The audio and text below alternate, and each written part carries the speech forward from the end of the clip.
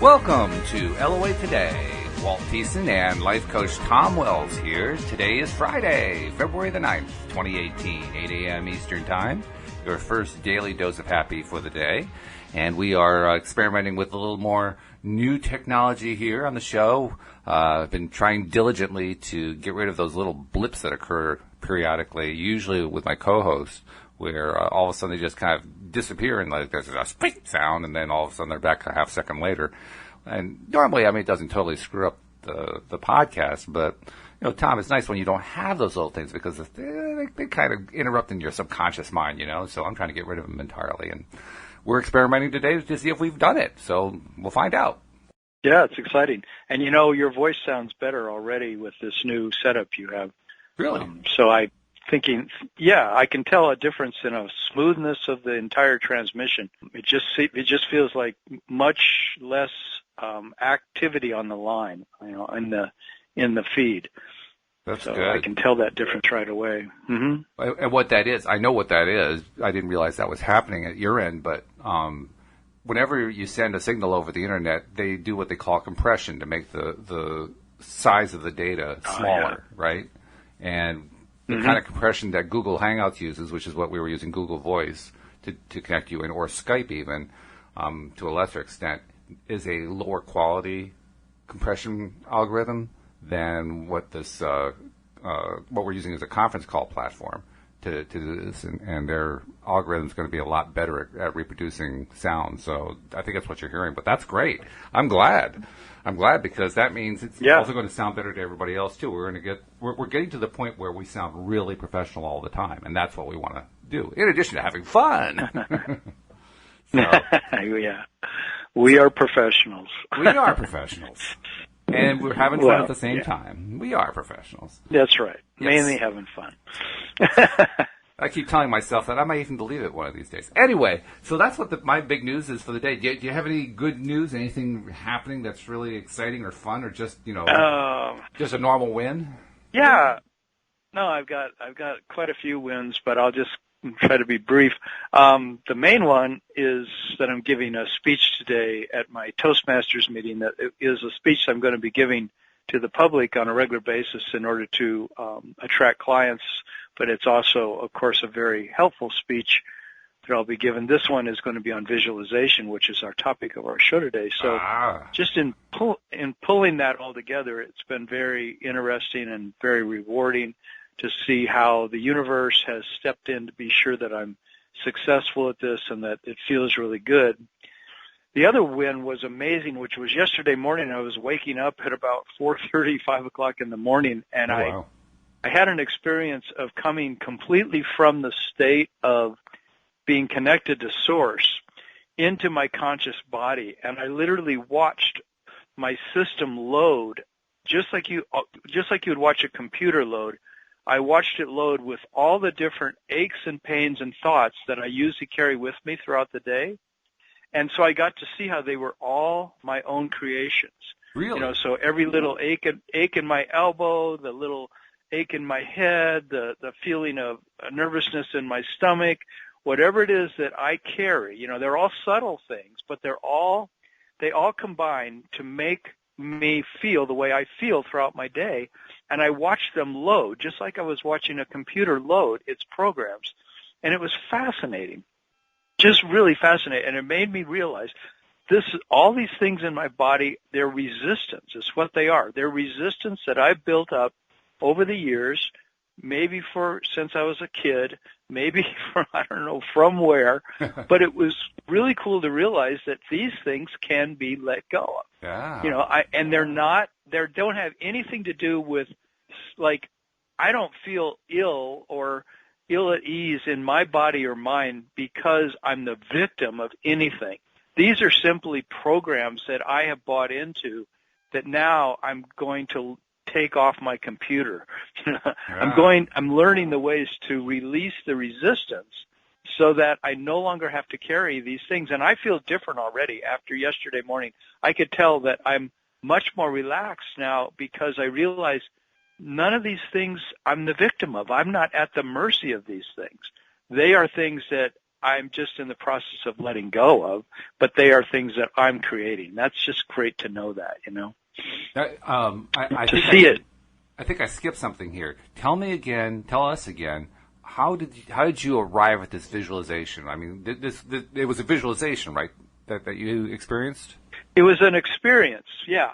And it was an experience, an actual visceral experience of laying there in my bed, and I didn't realize how much when I woke up, you know, because I didn't wake up when I thought I was going to wake up. I woke up like at 4:30 or 5. Right. And so I was, as I slowly emerged from the state of being connected to Source, where we go often in deep sleep, I was then noticing that in my subtle half dream, half awake state, in that liminal zone, I was seeing how, as I was waking up, noticing, oh, there's a little bit of a stirring of something else in my body other than this wonderful, pure feeling of just feeling totally good. And as each little thing added, whether it was a little bit of pain in my ear or a little bit of a sinus headache or a little bit of a tennis elbow or, you know, a little bit of a pain in my side, because there's different pains that I've acquired over all my years of living from all the activities that I've done, and I've really pushed my body and, you know, all the different things that I carry throughout my day and just take for granted that these are things I have to live with, and I'm letting go of them, but, you know, I'm sort of like at the mercy of them. Well, now I was able to notice each of them loading into my body and seeing how they were somehow directly connected to the way that I think about myself. You know, it's hard to explain, but I could watch them load. That was the main thing. I watched them load into my body and realized they are not who I am, you know, and they are simply systems that I bought into of pain and feeling stress and feeling, you know, difficulty in life that I buy into. Each day I wake up. That's what Abraham says. Each day we wake up, we buy into the problems and the physical symptoms that we're carrying from the day before. They aren't really locked into us. In a way they are, right? You know, because I bought into them and I loaded those things. But I didn't carry them yesterday the way I've ever carried them before. I carried them with a lightness and an ease because I realized these are just programs. I can change the programs, just like you can on your computer to have a better sound system, a better transmission and receiving system. That's what we can do with our bodies. Wow. And now it's just a matter of getting better and better at letting go of what I load into my body after I wake up in the morning. Okay. And, you know, Abraham said you can get to the point where you don't load the systems from the day before. You know, you can get to that point where you no longer have to carry the tennis elbow or have to carry the sinus headache or have to carry the feeling that I don't have enough money or I don't have the relationship I want or I'm not living in the house I want to live in. But whatever angst we carry or physical distress, physical or mental or emotional distress, we can learn to not load those programs into ourselves and to be more connected to Source. That's what I'm seeing. Do you now, I don't totally know how to do that. I was just going to say. Huh? I was going to say. I mean, it's so cool. I'm wondering, as the stuff was loading, did you have some sense of, you know, how you kept it going? What thought process or what activities or whatever that you did so you had an idea of what was causing each of them. That's really wild. If that was true, because now at least you have some idea what to go after. I don't know about each of them, but I have the sense really now clearly that it's in my control, and that I know clearly now that I don't have to put so much faith and belief in the fact that those things I'm the victim of. In other words, I see that I'm in control of them. Now it's just a matter of, it's immediately made me feel lighter about all of these things. So when I feel a symptom in my body or a thought in my mind that's distressing, I realize, oh, that's something I'm creating, and I'm learning to let go of it. So that's just knowing that alone. I'm twice as light ever since that happened. I mean, I feel twice as light in my body than I have in ages. You know, I just feel like I'm now pulled onto the freeway. You know, I've come onto the on-ramp, onto the freeway of now smooth sailing, because I'm going to let go continually of any distress that I carry. I'm just sure of it. Now, is this something? So that's good to know that. That's fantastic. Is this something you feel like you can teach, or is this something that you have to kind of learn? I'm going to learn to teach it. You're going to learn to teach it. Okay. Spirit, Source is going to show me. This is part of what I'm being shown. Wow. And so every day, my life, because I'm studying channeling, and I'm learning that, what matters more than anything else is our connection to Source. So that as that connection gets purer and purer, we become more and more able to see that what we really are is Source, and the resistance that we throw on our path is unnecessary, and we're just learning to quit loading those programs. So every morning, every day is a brand new start, a brand new chance to load less of our distress that we've been carrying, less resistance into our body and mind, into the whole system. Just put less stress by realizing that in our choice. Yeah. Wow. I realized I'm just impressed. I'm sitting here kind of in shock and thinking, this is something that if you can find a way to teach somebody how to do this and they can actually learn it, this could be magnificently life-changing for a huge number of people. Yeah. Because I've never heard. Have you ever heard anything like this before? Have you ever heard of somebody having this experience like you had, where you were able to just kind of take inventory of everything? Not exactly.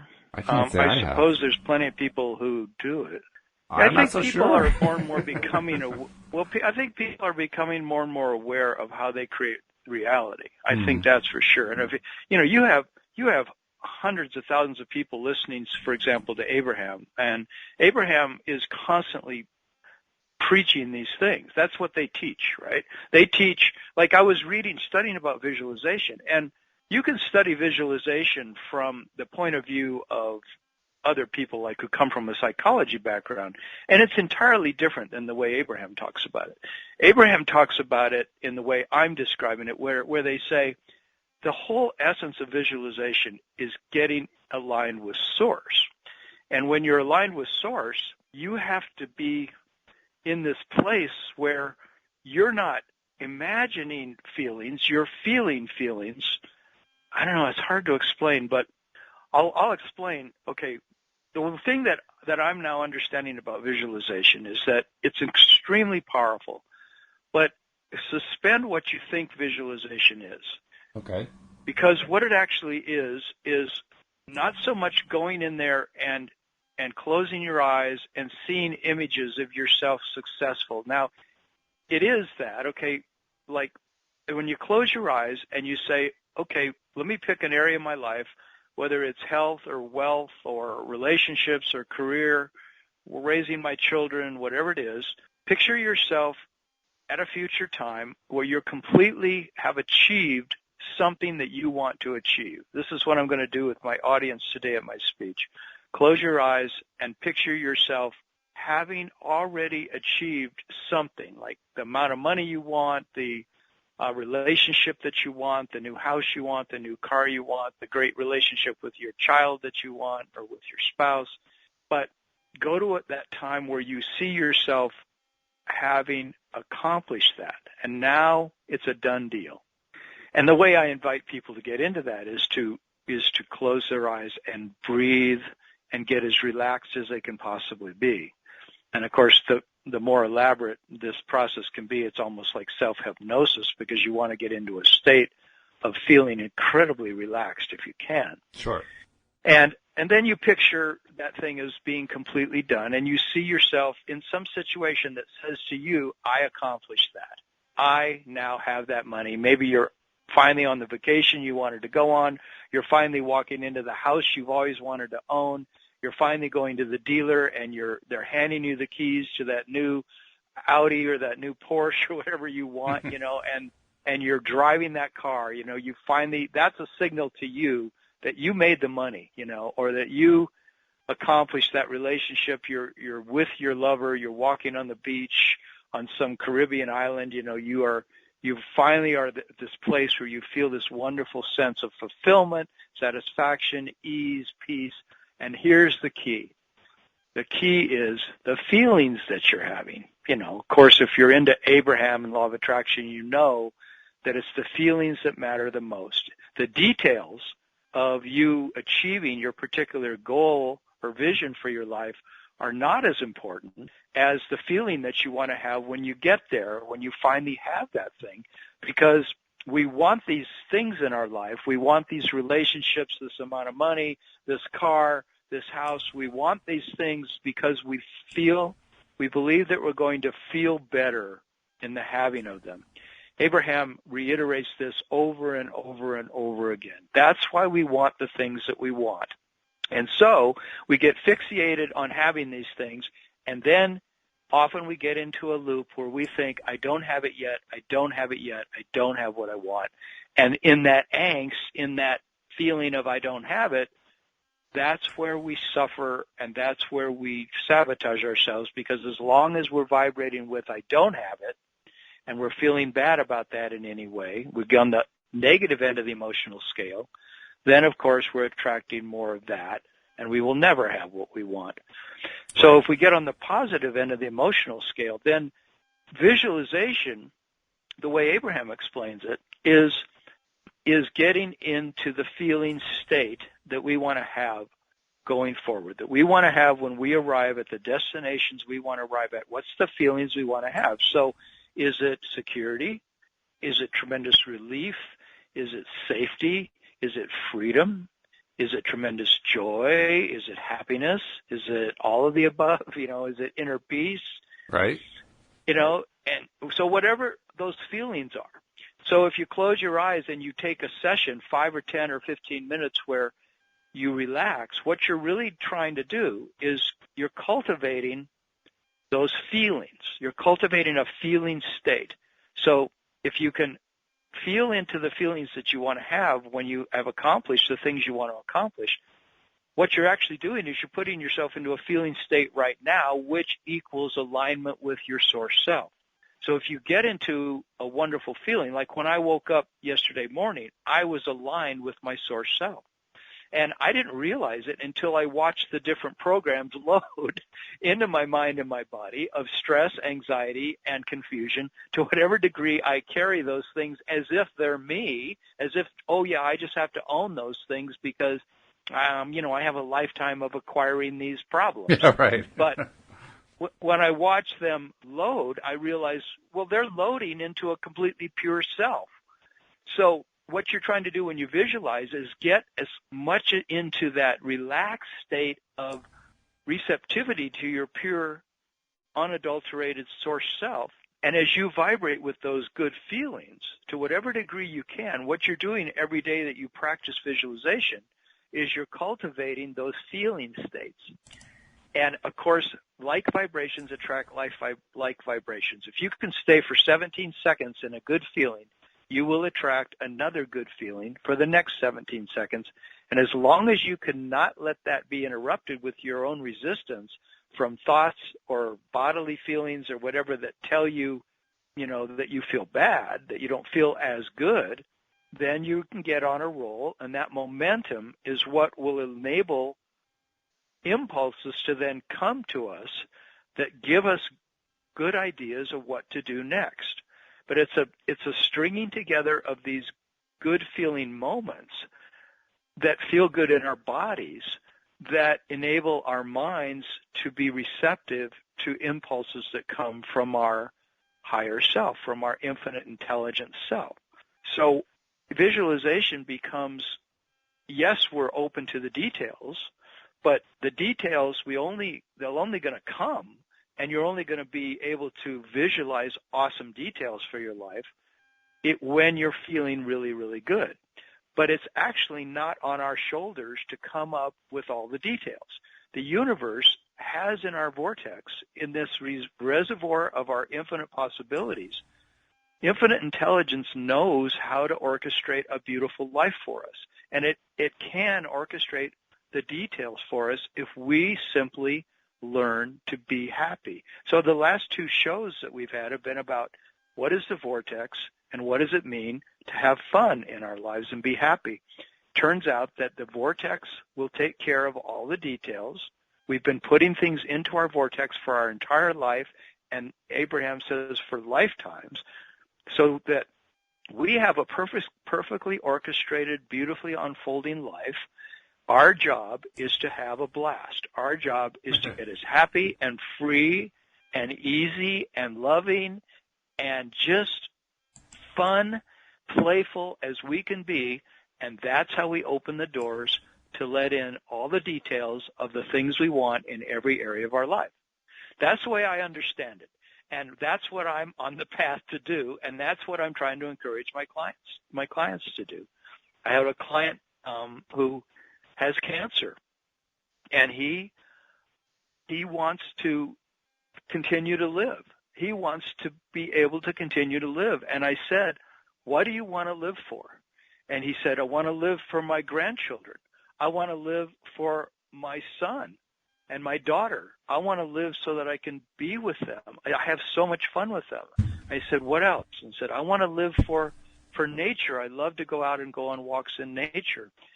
So anyway, I said, to get to that place where you can have life and this cancer can just dissolve in your body, you got to be in a vibratory state where you feel good about your prospects going forward. You're excited, you're eager, you're anticipating having a wonderful life. And so it's cultivating the good feelings and stringing them together, beginning right now, that will enable us in the future to have the life we want. There's no happy destinations without a happy journey. That's so anyway, true. that's the synopsis. That's the synopsis of my speech today. Yeah. Of what it is that I want to tell my audience in so many words. Very good. Well, it's a good topic, obviously, and the fact that you've had that experience really kind of nails down, at least for followers of the law of attraction and how it all works. That's like a pretty good breakthrough right there. In fact, when you get to the point where you're going to be able to, identify one particular thing, like the tennis elbow or something like that, and identify what you're doing to feed the tennis elbow. And once you've done that, replace it with a positive vibration so that you've effectively eliminated that from your uploaded programs that happen every day. That's what a breakthrough that's going to be. That's going to be huge. I mean, well, you're already halfway there, really. But, wow, that's going to be really powerful. I think it's learning. Everything comes down to the same thing that every single show is about, every single podcast, which is it's all about our alignment with Source. Like, can we get into a feeling state where we feel how friggin' good it feels to be aligned with our infinite self? It's fascinating. I did a channeling to see what my speech should be about this week at Toastmasters. And when I did the channeling, it said it should be about your infinite being self. And so I started digging into, well, what could I say to an audience that never heard about that much, my infinite being self. And I got stumped. I felt like it's too nebulous of a topic to talk to my audience about. And so I went this route of talking about visualization, but in a way it all came back to the same thing, which is everything is about aligning with our free self. There's a part of us that lives in joy and freedom and expansion, and that is our real self. And it would be great if I could understand how I load. It was like watching some kind of collage that's made out of liquid, and as you have just this pure vessel, and then you open a valve and you start letting in different colored liquids onto the screen. Let's say you have a white screen, and as you let the different colors in from 5 different valves, on the edge of the screen, they start bringing in all these different colors, blues and greens and reds and yellows, and they start the liquids start merging together and forming other colors and beautiful patterns and things. That's what it was like watching these different programs load into my body. Wow. And I don't know how would I not allow those things to come into my body because, I realized this morning I didn't even watch it exactly in the same way, but I could certainly feel that I was taking on some things, but I could feel like I was taking on only about half of what I took on yesterday. It felt like, I feel about twice as healthy this morning as I did yesterday morning, or certainly from the morning before I was aware that these things are just resistance. That's all they are. They're just old resistance. And for some reason, I still think I have to carry it, and that's where the trick lies. Right. And so learning how to let go of that. In practicing visualizations, what I'm telling people and what Abraham suggests is that you do a practice every night and every morning of 5 to 15 minutes of getting into that feeling state. That it's best to do it right before you go to bed, the way you and your wife do it, and right in the morning when you wake up, or one or the other times if you don't have time for both. But I like doing it in the morning after I meditate. I like to then imagine the feelings I want to have for the day going forward.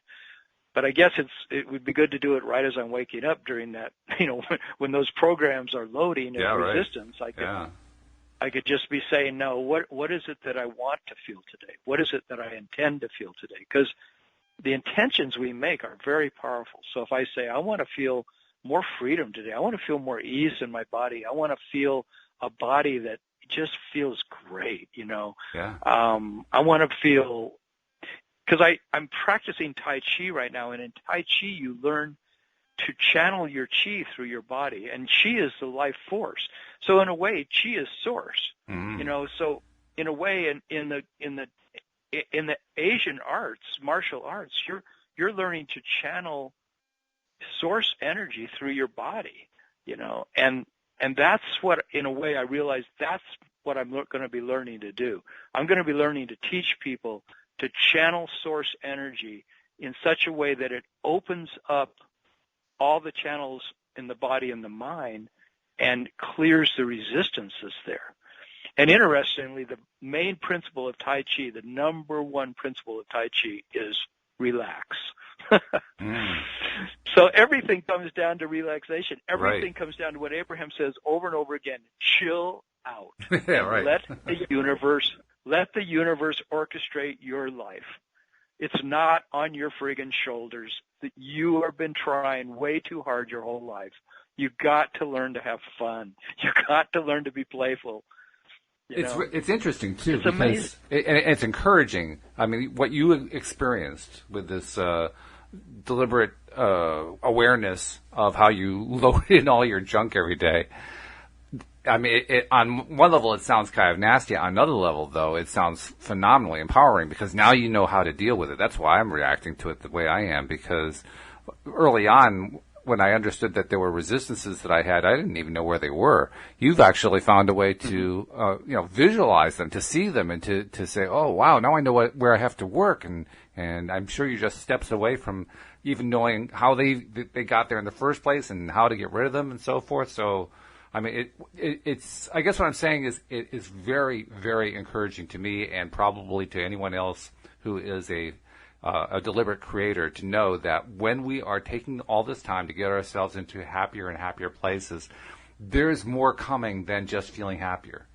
There's more coming than just feeling better. There are whole new experiences that most people have never even heard of that are coming, and that these experiences are going to just take us to new levels we never even thought of. I mean, this is very cool stuff. Very cool. It's amazing. It's amazing. It's going to take us to so much freedom. I mean, look, we had that whole program on aging, and longevity, and imagine if here I am at 69 years old. I'm 50, but I say I'm 69. I'm really 69, but I say I'm 50. No, you were right the first time. Yeah, the opposite. Yeah, no, I was right the first time. And so what if I'm actually going to, and this is what I'm choosing, my intention is that I'm going to be letting go of different things I've been holding in my body since probably I was a kid, and definitely since I've been an adult. Like, I've had this really tight psoas muscle on my right side that's come from all the heavy lifting I've done in my life, and the heavy yard work and the heavy, housework. And I always use my right side to to dig into the earth, to dig into the snow shoveling, to dig into the vacuuming, to dig into the raking leaves, and at my job, I had to lift these heavy boxes of books because I worked in the college textbook field, and Right. I've developed this really intense psoas muscle on my right side. So ever since I haven't been doing that job anymore, and I don't do so much snow shoveling or raking of leaves because I don't own a home anymore, I've found that, oh my God, I'm either going to go to my grave holding this pain in my right side, or I'm going to learn to let go of it. But it's a very deeply entrenched, belief that I'm holding in my right side about, and I think what it is the belief that life is difficult and life takes a lot of hard work and you got to work your ass off, And so as I realize I'm going to be letting go of this thing completely, the same way I'm completely letting go of my sinus symptoms, I'm completely letting go of any symptom I have. Like when I go to comedy improv and I see that I'm not as resilient and funny as I'd like to be. I have uptightness in me. Well, I can realize I can let go of that. I can let go of everything that has been hindering me in my life. So that's the hope, I think, that you're talking about. It's like we can, no matter what age we are, we can let go of a tremendous amount of belief that we're limited. Oh, yeah. Right? And even more than that, we can learn a modality that helps us to achieve levels of joy that seemed previously unimaginable. I mean, there have been times where I felt joy and I thought, wow, this feels great. But what you're hinting at there is a level of joy beyond anything I can ever remember experiencing. We're talking like, ecstatic levels of joy. I think that's the sense that I'm getting from it, So ecstasy is that's a my good theme. one. And not the drug. I've never done the drug, but it might be fun. But I've never done that. No, not me. I'm not interested. The natural ecstasy is what I want. Exactly. No, I don't think drugs are fun. I don't have much fun even drinking alcohol anymore. It's like it brings me down. Actually, it's really funny. Alcohol is a depressant. Look forward to it. People don't. I know. Don't remember that, but it is a depressant, right? So of course, it's going to bring you down in the long run. Now, let's go back to the beginning a little bit because we've described all these wonderful experiences and sequences and so forth, but we need to get back to the topic, the visualization, because that's kind of what led all this off. You had this wonderful visualizing experience. So once again, just reiterate for people, how do they do it? How do they get themselves there? Okay. What I recommend that you do is you make it a regular daily practice if you can. Make a ritual out of it, like brushing your teeth or something, where once a day at least, and that's all you need to do it, because you don't want to be doing this all day long. That's just trying too hard. You want to be holding visualization lightly and take 5 to 15 minutes either at the end of the day or the beginning of the day or both if you really want to.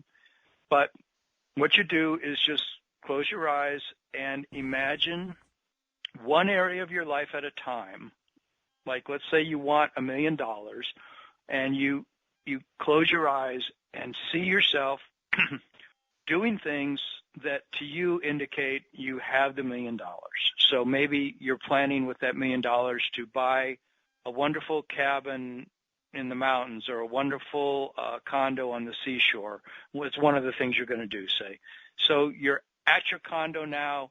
You picture that beach you want to be on. Maybe you don't even know where in the world you're going to have your beach condo, but you've got it now, and you're out on the beach, and or whatever you're doing that to you signals success, that to you says to you, I've made it, I'm here, I've got it.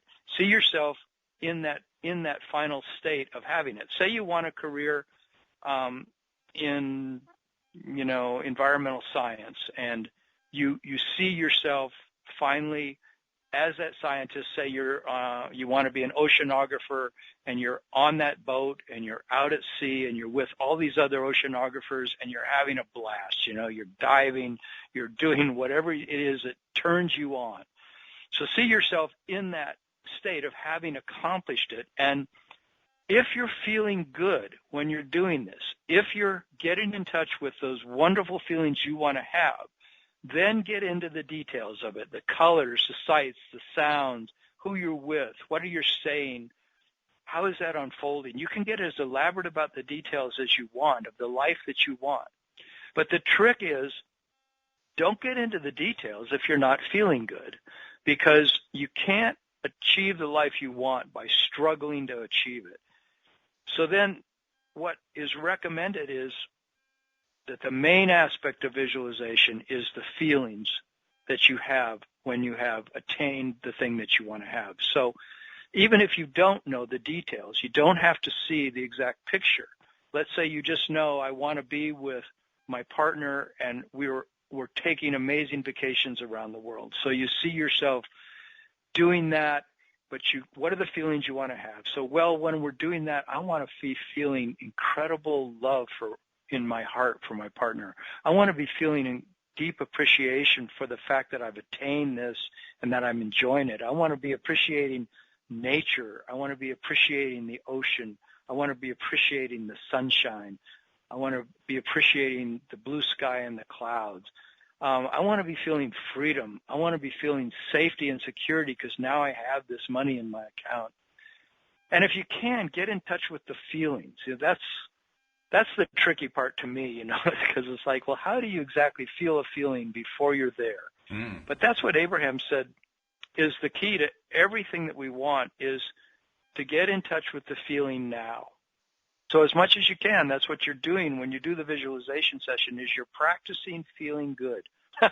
Yeah. In a way, that's all you're really doing. You're practicing feeling good. So you lay there on your bed or you sit there in your chair and you close your eyes and you follow your breath, you relax, and you practice feeling good in whatever way you can get in touch with it. But as opposed to meditation when you don't want an active mind, visualization is letting your mind be active, but going to your heart. Your heart has 100,000 times more electrical power than your brain does, and it has 5,000 times more magnetism than your brain does.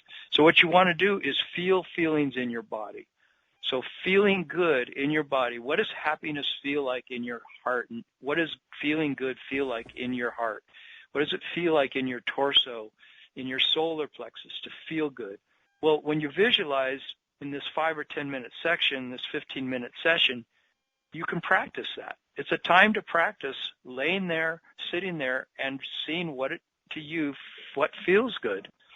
And if seeing the images of yourself having the things you want in your life can spark those good feelings, then that's wonderful. So you're sort of playing with learning how to be good at doing that. And each day you practice it, you get better and better at it. That's the whole idea.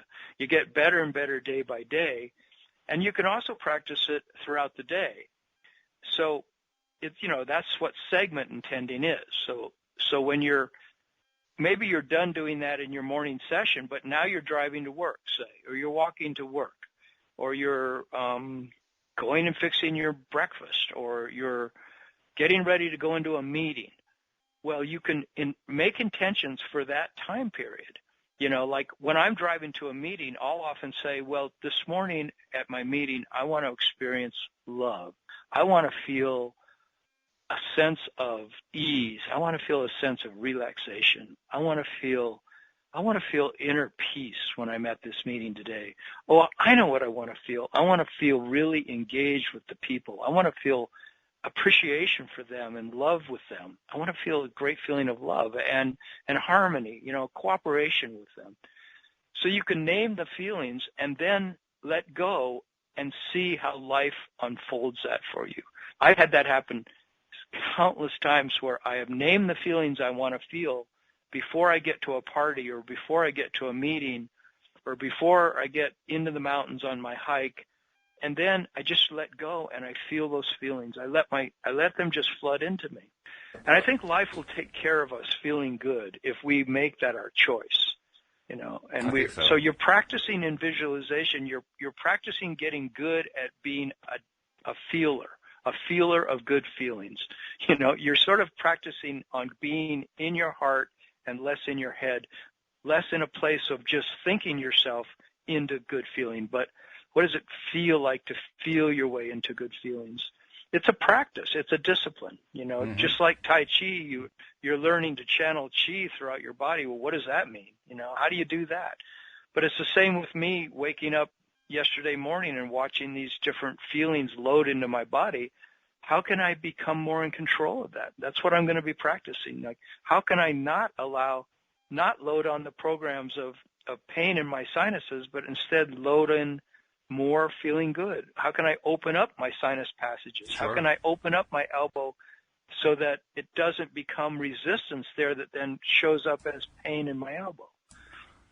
As you're describing all that, it occurs to me there is a really strong parallel between visualization as you describe it and imagination and play as a kid.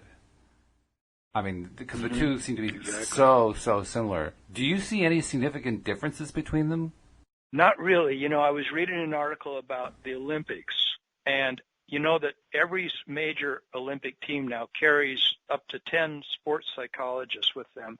And what they do is they help every member on that team visualize their routine and visualize winning and deal with their negative emotions that come up of feeling that they might blow it, right? Right. Because maybe took a terrible fall in their last competition and they broke a leg. Well, now it's hard for them to overcome the sense that they could fall on that turn again. So sports psychology helps people to visualize and imagine themselves being successful at every move. And the reason I bring this up is because they say, the sports psychologist I was reading, this professor from the University of Utah, who I actually know, she said that the people that do it the best are the ones who as kids were really good at having an imaginary playmate. Kids who were good when they were younger at visualizing stuff are the ones that do better in their later life at visualizing their routine for their Olympic event.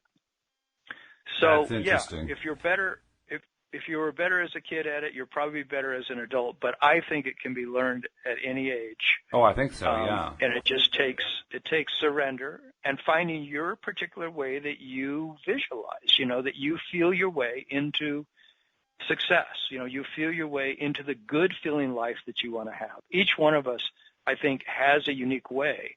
And what we have to do is, in a sense, open ourselves to the universe and say, show me my unique way that I channel divine energy. Show me my unique way that I open my heart to having a wonderful life, to feeling good. How do I feel good? And, of course, you can answer that question in so many ways because we do know the ways that we feel good. We know many ways that we feel good. Yeah, it's encouraging to know that we can do that so easily, too. The idea of using make-believe the way we did with a kid, as a kid, that to me seems like a good route for a lot of people. Because ultimately, if we can play make-believe as a kid, we can play make-believe as an adult. We may not know what it feels like to have $1 million or to have a completely abundant lifestyle. We may not know what it's like to be on that boat you talked about as the oceanographer. We may not know how it actually feels. But we do have the ability to pretend, to make believe, to pretend that we actually know, even if we don't really know. And in the process of being the make-believer, we do develop a feeling. It does happen. It does come. It may come a little slowly. It does happen. But, it nevertheless, it comes. So, like you say, anybody can learn it, I think, because to some level we all learned to some degree to make believe when we were kids. There are very, very few people who did not do any make believe as kids, and even in their cases, most of them are like, maybe there was a traumatic situation that happened in their lives, so they're blocking it, or they just didn't really notice or pay attention, or they just didn't spend a lot of time on it. They were too busy, just doing activities. But even in those cases, it's still possible to learn how to make believe. We can all do it. And what we're really trying to learn how to do is to be better kids. That's pretty wild. Yeah, really, in a way. Just have fun and be playful. Yeah. And we're actually making believe all day long. It's just that we call it reality. We think that what we're calling reality, what I'm calling my tennis elbow and the pain in my psoas muscle and my sinus symptoms, I'm calling them reality. But really, they're all make-believe. They're things that I came to believe at a certain time in my life, and I have all kinds of verifiable reasons why I believe them, and I call them, oh, that's what reality is.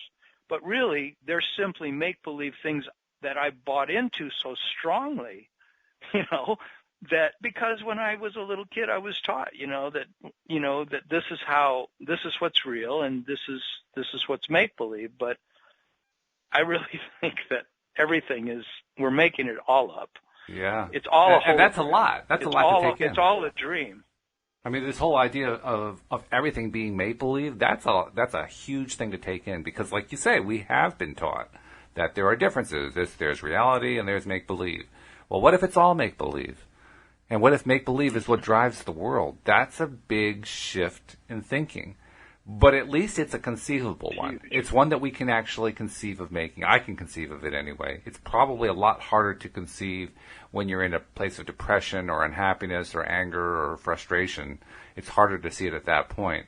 So I just want to reassure any listener who's in a tough state right now, trust me, you can actually get there. The most important thing is to do like Tom's saying, which is to take steps incrementally to get yourself a little happier every day, a little bit better at spending time on the happy stuff. And it doesn't really matter too much what the happy stuff is. What matters is actively doing it. Because when we're in these depressed or angry or frustrated or whatever states where we're just, all these bad things are happening and we just feel miserable so much of the time, we have forgotten to take time to feel good. It's not like we don't know how to do it. Like you say, we all have these little things that we enjoy doing. For me, it's playing positive music on my iPhone as I'm walking. I love doing that. It's going to be different for everybody, like you said, but we all have them. So we can start to climb out of those pits that we're in just by simply remembering what those things are, or even if we don't remember any of them, just trying stuff until we find something. And hopefully finding more than one something, and then doing it.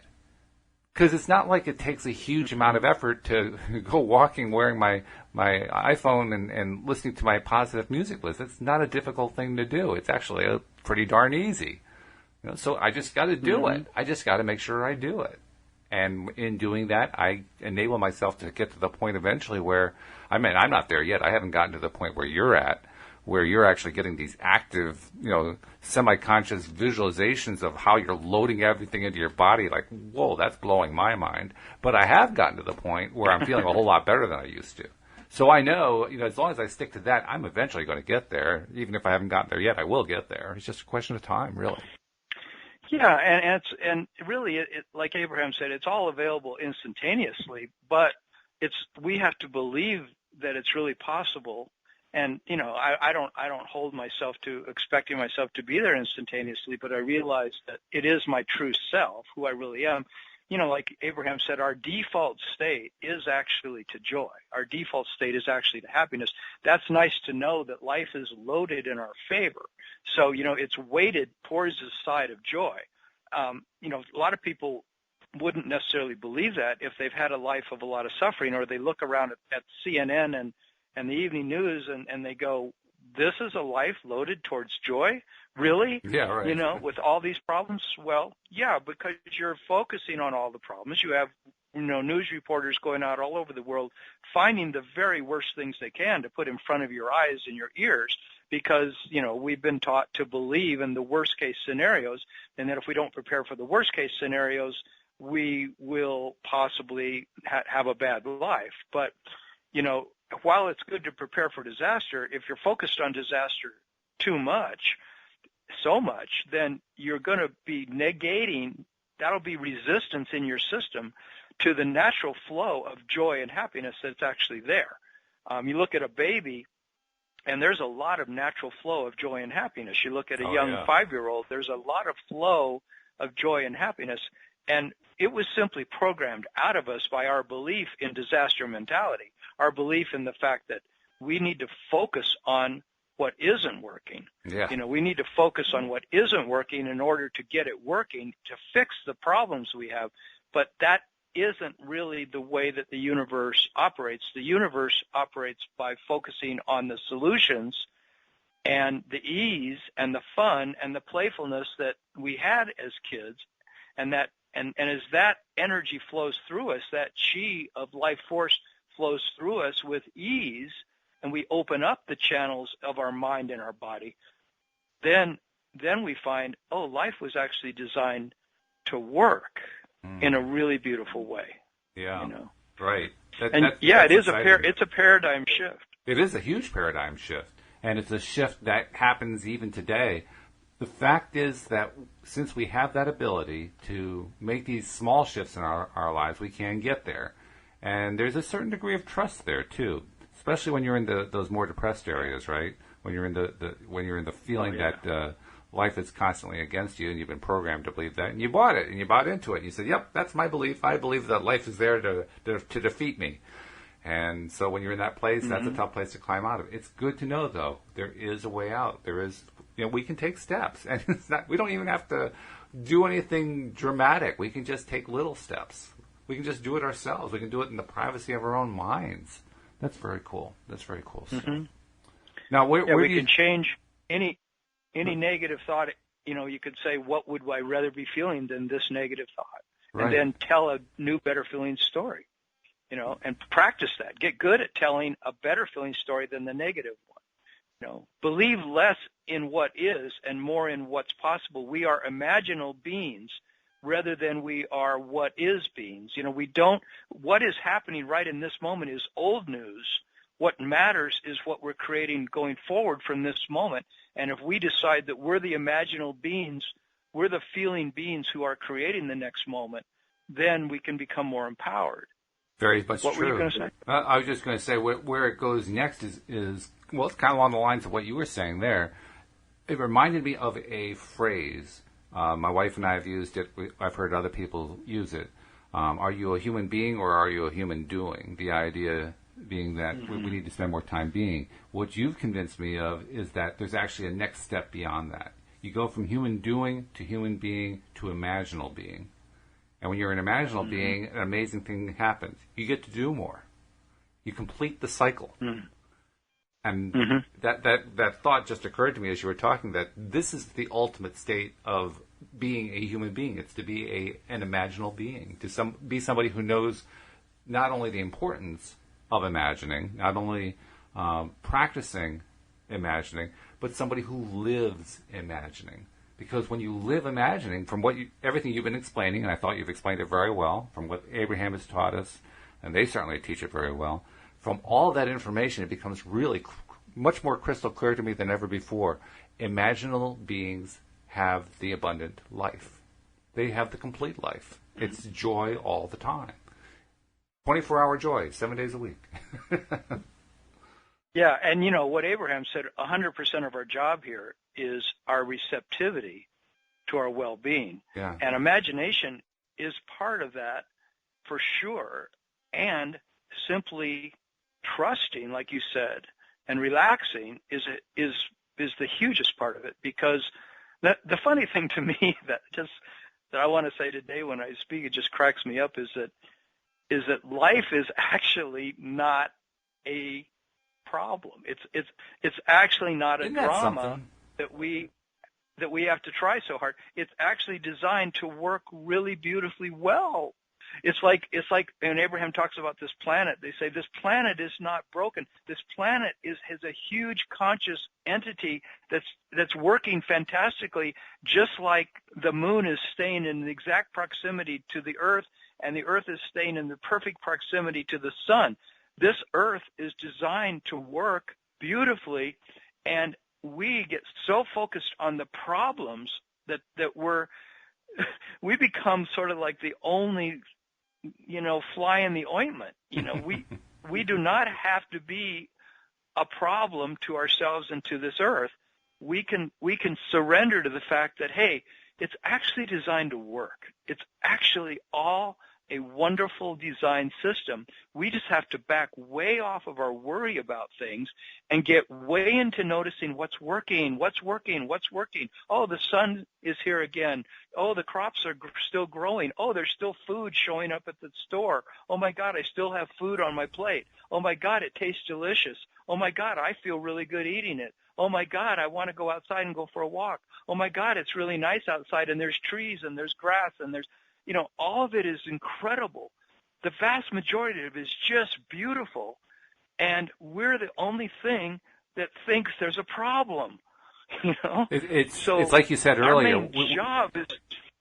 It's like you said earlier. Yeah. We have this long-standing teaching that we share with each other. Particularly, we share it with the kids coming up through school, which is that everything has to be a problem to be solved. We don't think of it in terms of a solution. We think of it as a problem to be solved. And I'm like a walking advertisement for that, because most of my life has been all about solving problems. And in the course of doing that, I spent a lot of time focusing on problems. And if I didn't have enough problems, then life brought me more problems. I mean, it wasn't enough. I had to solve my own problems. And my wife's problems came along with computers and this and that and other stuff she didn't know how to do. So now it's my job to solve those problems. And then I get a job where I have to go solve everybody else's problems. And at some point, I got to the point where I said, I am so sick of problems. I'm done with problems. Please, no more problems. I can't handle it anymore. I don't have any time to have fun. I'm just solving problems all the time. It's crazy. And yet, how many lives, how many careers? It's the biggest reason. Yeah. It's the biggest reason that psychotherapists burn out, Yeah. And I'm sure it's the biggest reason why lawyers burn out, or anybody who's just immersed in problems, and it's why we get callous and cynical. We think that's the lot in life. That's our lot in life. Yeah. And yes, there is adversity. Without adversity, there wouldn't be growth. If the butterfly didn't have to struggle to get out of the cocoon, out of the chrysalis, it would not be able to have the strength to fly. Right. But that's what it does. It gets out of the cocoon, and then it has an incredible life. Then it really goes and has an incredible time. And I'm sure it still goes through its problems. But, it's the vast majority of life is a celebration. It's a celebration, Yeah. And, remember that song? It's a celebration. Oh, yeah. Celebrate good times. Come on. Time almost. Yeah. That's actually one of my... Yeah. Kool and the Gang. That's one of my songs on my positive playlist, actually. I know. It's a good one. So, okay, this has been great. We only have a couple minutes left. I want to make sure that we remind people, first of all, that coming up this Tuesday evening, Tom and I are going to be doing a call-in listener show, a listener call-in show. And I think we're probably going to be using this new technology, so we'll put information on the website about how to call in. Essentially, you'll just be either clicking on a number, or you'll actually, in most cases, particularly if you have a Google Chrome browser on your computer, you can actually call in by the computer. You're going to have a little link you can click, which is going to be really cool. But there are a number of ways you can do it, and you'll be able to call in and share your insights. Tell us what experiences you've had with visualization, or maybe you found another way to add on to what Tom discovered with his wonderful upload program. Or maybe you have a question. Maybe you have something you want to bring up. Maybe you have something you're trying to deal with. Whatever it is, we'll want you to call in on that day. And plus, we also want you to subscribe and share. So if you have not subscribed and shared, do that. Do that at allthewaytoday.net. We've described the process before, and we don't have really a lot of time to do it left in this show. So I'll let you listen to the other programs about how to do that. But please subscribe and share, because that's how other people find out about it too. And Tom, obviously this is something people are going to want to learn. So for those people who are ready to take the next step, how do they reach you to get a little help with this stuff? Yeah, they can go to my website, which is youarejoy.com, YOUAREJOY, the three words, youarejoy.com. And there's a page on there where they can sign up for a free coaching session, 1 hour with me, and you can see whether or not working with me might be good for you or not, or you can simply, bring a current situation and we can talk about it, and I can hopefully provide some help for you, some upliftment. Fantastic. Tom, this has been a good experiment, not only with the conference call, but wow, you had some really good stuff to share with visualization and being able to get to the next level. I mean, I can hardly wait to get there myself, so thanks for sharing it. You're there. Okay. All right. Yeah. It's been wonderful. And I will also invite you all to come back and join us next time that we do the next show here on LOA Today. So goodbye, everybody. Goodbye.